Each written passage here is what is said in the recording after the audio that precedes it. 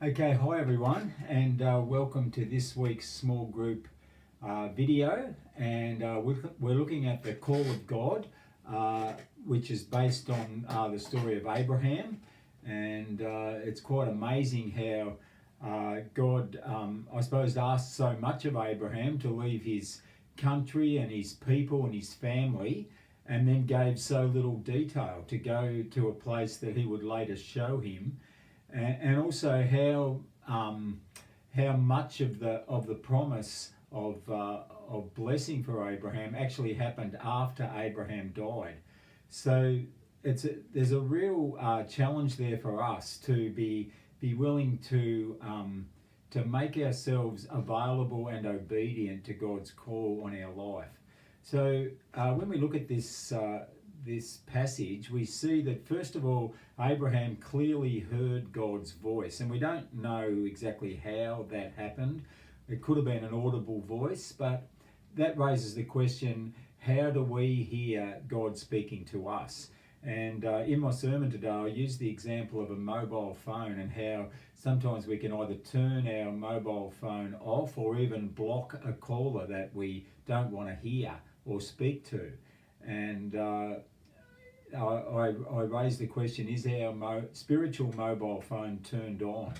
And I've got some examples there, both from this passage and from other examples from Scripture, how God speaks to us. And He definitely speaks to each one of us. So how perhaps has God spoken to you? You might want to share an example of that. Secondly, Abraham believed God. Even though, as I said, he had little detail, he had to leave his home.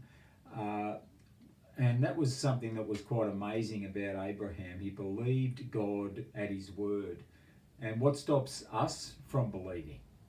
And one of the examples is the Israelites, when they should have gone into the promised land and didn't. And at the crucial moment, they didn't believe God. And Scripture tells us there that they hardened their hearts. And we want to make sure that our hearts are soft and are believing.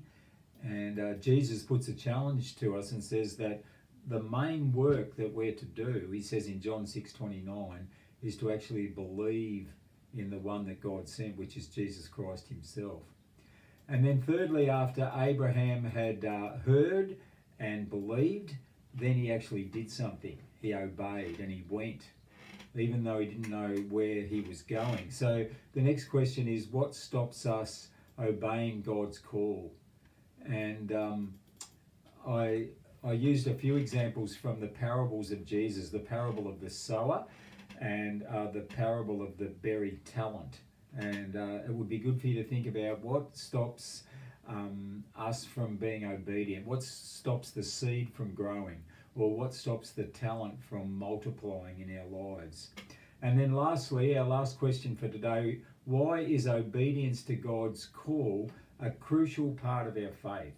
Can we, on one hand, say, yes, I believe in God, I'm trusting in God, and yet not have real evidence in our lives and perhaps in our church of us stepping out in faith and saying, yes, I've heard, yes, I believe, and yes, I will obey? And you might want to just have a discussion amongst yourselves of examples in our own lives of where we've stepped out and where we've seen God really come through for us and bless us, as we've been obedient, so that we can then be a blessing to others. I hope this study challenges you, and I hope you have a great discussion together. Thank you.